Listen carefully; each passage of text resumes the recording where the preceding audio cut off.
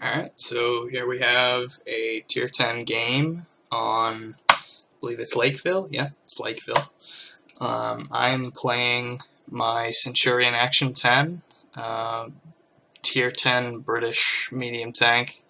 This is actually one of my first games in it. I had just researched it, and I was just kind of still trying it out. Pretty much the exact same as the last tank in the tree, the Centurion 7-1, except a little bit better gun handling, faster reload, better accuracy, and obviously instead of being Tier 9, it's Tier 10. So whenever I play this map, I always kind of feel that I have the largest impact, and here I'm just switching back to the my view in game.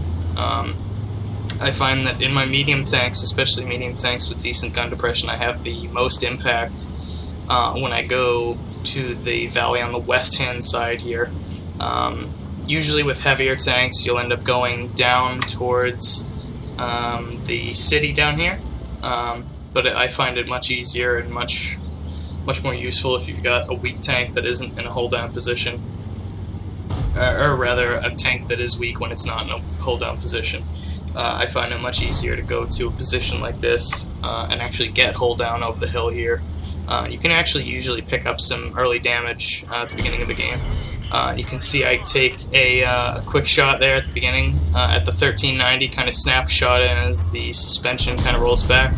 He takes a shot, it ends up hitting the rock in front of me, but I snap another into his hole, and he ends up pulling around the rock over there before I can get a shot off at him. I'm aiming at the hull of this T-30 here, and I actually miss. I hit the rock in front of him, somebody else hits him.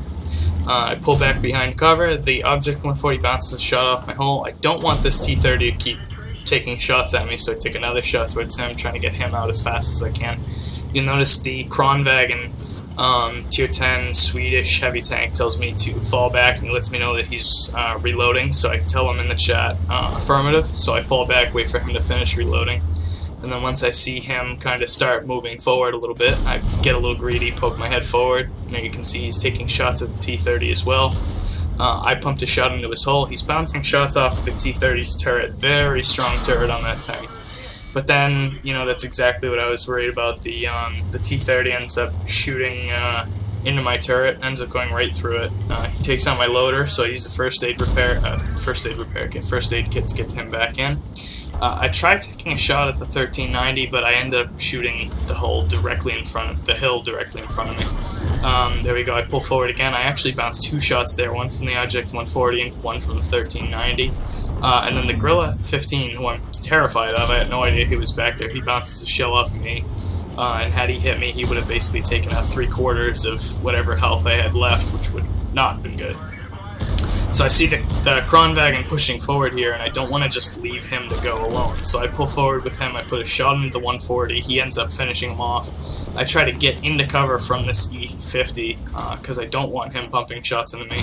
I sneak a shot into the top of his turret while the Kronwagen moves forward, or actually, rather, the T110E5 American Tier 10 heavy tank. You can see I'm pushing forward with the rest of the team here that had gone. The Kronwagen says he's reloading, 11 seconds left. He's got a very long reload on that tank, but the thing is, he can fire quite a few times before he actually has to reload, and each of those shells does a decent amount of damage. I try to poke over the ridge there to see if I can get any spots off, but there's actually nobody there. They all kind of went around the corner.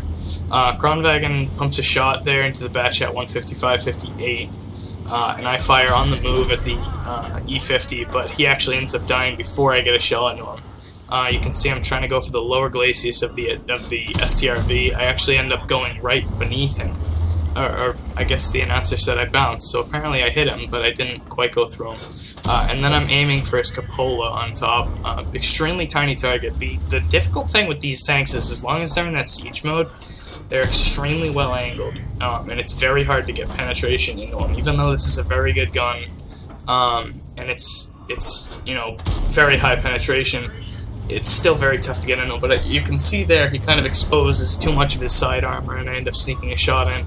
I'm looking for the shot on the E100. He's actually behind a mountain though, so I can't quite get any shots on him. And at this point, I'm capturing their base. And I'm kind of thinking, the enemy team might try to make some kind of a last stand or rush me here in their cap in an attempt to defend their cap, but it doesn't actually look like they're being kind of held down by most of our team in the city here. The IS-7, the WZ, I believe that's a 120, and here the Batchat 25T, all kind of holding them down in the city. And then I kind of realized, like, there's nobody actually going after me, so there's no point in me capturing if I only have to kill 3 enemies. So you can see there, actually, everyone's starting to yell at me to get off the cap because they kind of have the same idea that I had. The IS-7 says thank you for getting off the cap, and I say no problem. Just a little good sportsmanship going around here at the end of the game. So there you can see I say I wasn't sure if the enemies would hold out.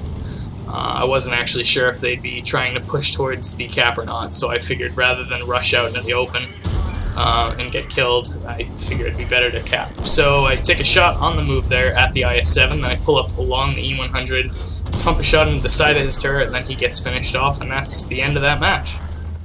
And then right at the end there, you'll notice the Kronwagen actually ends up sending me a not a friend request, a platoon invite. I don't know, my guess would be he tried to send one to me as well as the, that looks like a Leopard 1 right here with 3 kills. And he probably sent one to this gentleman as well. That looks like an IS-7, but I could be wrong.